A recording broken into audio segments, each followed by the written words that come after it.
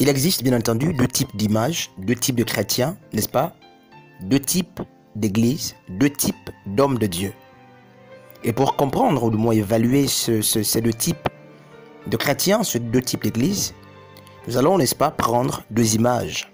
D'ailleurs, il faut comprendre que la nature est aussi pour la fonction, n'est-ce pas, de nous instruire. C'est pourquoi Jésus avait, n'est-ce pas, dit à ses disciples, la nature ne vous enseigne-t-elle pas? Ça veut dire que pour comprendre un tant soit peu le fonctionnement du monde spirituel, nous pouvons nous asseoir sur le reflet ou du moins le comportement, ou si vous voulez la rectitude comportementale, n'est-ce pas, de la nature qui est perceptible et visible. Je disais, n'est-ce pas, qu'il y a deux types de chrétiens.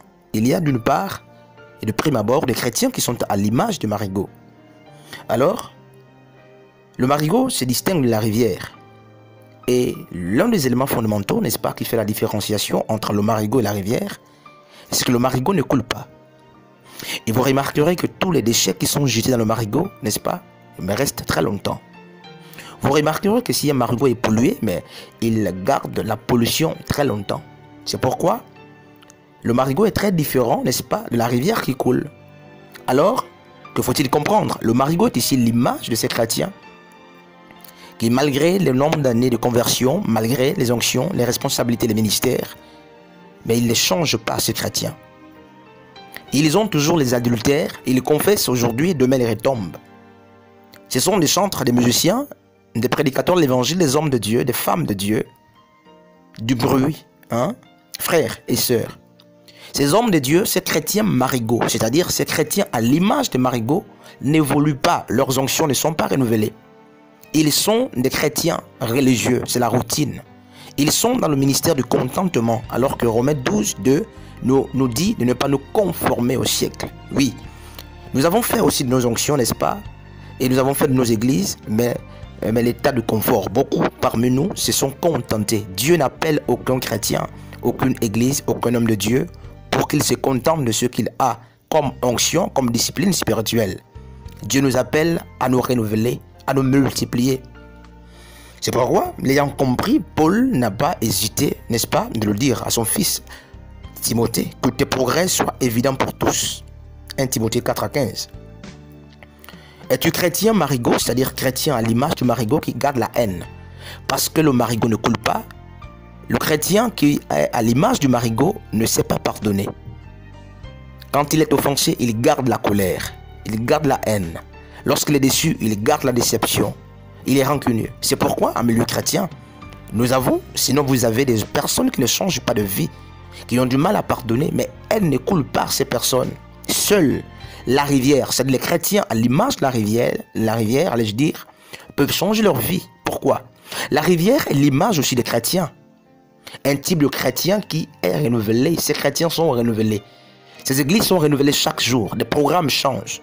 Ces églises ne sont pas à l'image des marigots ou des églises marigots qui sont stagnées. Il y a le même programme. Vous verrez que les chrétiens marigots religieux, le 31 décembre, vont tous se retrouver, comme à la coutume, pour célébrer le réveillon, mais ce sont des adultères, des fornicateurs, des voleurs, des haineux qui se retrouvent chaque année, disant qu'ils proclament, n'est-ce pas, une année nouvelle.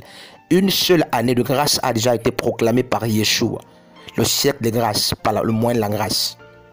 Quelle année de grâce faut-il encore proclamer? Et s'il faut, faisons-le, mais dans la sainteté, dans, n'est-ce pas, la multiplication, dans l'évolution, plutôt que de nous contenter. Le chrétien, à l'image de la rivière, renouvelle sa manière de prêcher. Il est toujours connecté, il a toujours un message particulier. C'est un homme onctionné. Le chrétien, à l'image de la rivière, ne se contente aucunement de ses acquis, de ses avoirs, de ce qu'il possède. Mais il cherche chaque jour à aller au puits. Pourquoi? N'est-ce pas? Mais ceux qui vont au puits, ce sont des hommes et des femmes qui manifestent la soif, comme l'histoire de la femme samaritaine dans Jean 4, ou du moins comme l'histoire du peuple hébreu dans le désert. Seuls ceux qui ont soif, n'est-ce pas, manifestent ou désirent avoir de l'eau. C'est ici l'image aussi, n'est-ce pas, de ce chrétien qui renouvelle la vie. Ce qui nous amène au perfectionnement, ce qui nous amène à la croissance, c'est la soif, le type de soif que nous manifestions. Donc celui qui n'a pas soif aura du mal à vouloir, n'est-ce pas, à étancher son problème. Un chrétien à l'image de la rivière pardonne tout, en tout moment. Parce qu'il coule, la rivière coule. Un chrétien, à l'image de la rivière, aura du mal à garder, n'est-ce pas, le mal qu'on lui a fait. Même s'il a été critiqué, même s'il a été insulté, même s'il a été déçu. Parce qu'il coule, tout en lui coule, le mal coule. Vous allez le polluer demain matin, quelques minutes après, mais il est souriant. Pourquoi? Ses eaux sont renouvelées, ses onctions sont renouvelées, la prédication est renouvelée, le message est renouvelé. C'est le mouvement de l'esprit. Jean 3 le dit, frère. Celui qui est né de nouveau est comparable à l'esprit, au vent. Rouac, le vent, on ne sait d'où il vient, on ne sait pas où il va, il bouge. Quel type de chrétien es-tu? Est-ce que tu es à l'image du marigot? C'est-à-dire chrétien marigot, un chrétien qui ne change pas, un batteur qui se contente du peu qu'il a, une chantre qui, malgré les années dans le comité, ne change pas, le ministère du contentement.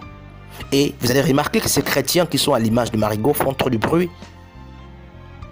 Mais ils sont faibles, ils ne changent pas, ils ne sont pas des pierres.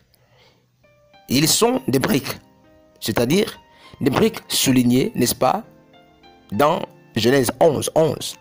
Les briques sont aussi l'image des hommes formés par des hommes et au service des hommes. Les chrétiens briques, ce sont les chrétiens des marigots formés par des hommes. Ce sont des religieux, ils ne durent pas longtemps. Ils font du bruit.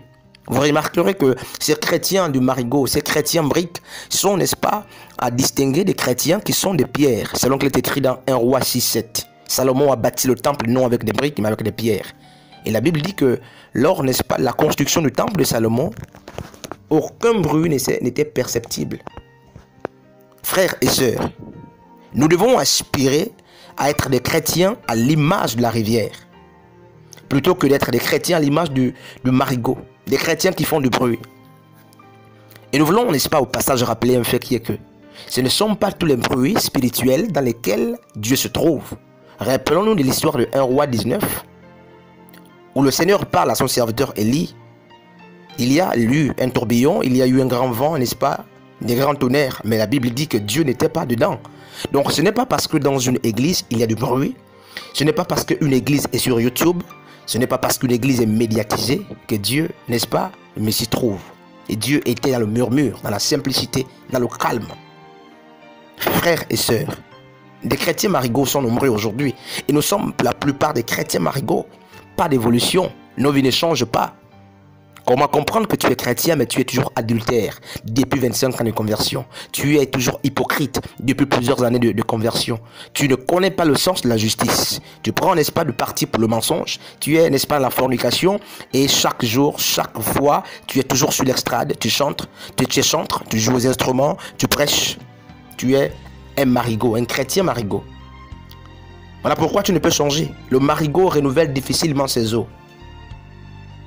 C'est pourquoi vous allez remarquer que sur un marigot, dans un marigot, allais-je dire, des particules, des déchets, des morceaux de bois qu'on jette restent pour longtemps. Pourquoi? Parce que le marigot ne change pas. Le marigot garde tout. La haine, le marigot garde. La jalousie, le marigot la garde. Un chrétien à l'image du marigot aura du mal à pardonner. Un chrétien à l'image du marigot, mais aura du mal à changer. Il n'évolue pas. C'est un être spirituel.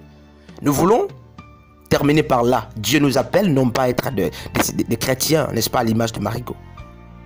Nous voulons être ces chrétiens qui sont comparables, n'est-ce pas, à la rivière. La rivière coule. Elle coule pour renouveler ses eaux chaque seconde qui passe. La rivière coule pour renouveler son onction chaque seconde qui passe.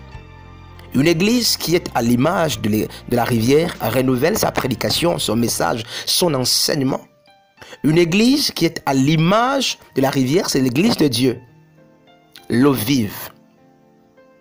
Elle transforme tout. Elle apporte avec elle, à son passage, la haine. Un chrétien, à l'image de la rivière, fait passer, fait couler les haines, les jalousies. Le mal qu'on lui a fait, il fait couler. Ce qui le contente, c'est le renouvellement. C'est ici le sens, n'est-ce pas, de la véritable vie chrétienne. Quel genre de vie chrétienne mènes-tu? Es-tu un marigot? C'est-à-dire un chrétien qui ne change pas et qui ne renouvelle pas, n'est-ce pas, sa vie? Ou du moins tu es ce chrétien comparatif, n'est-ce pas, à la rivière.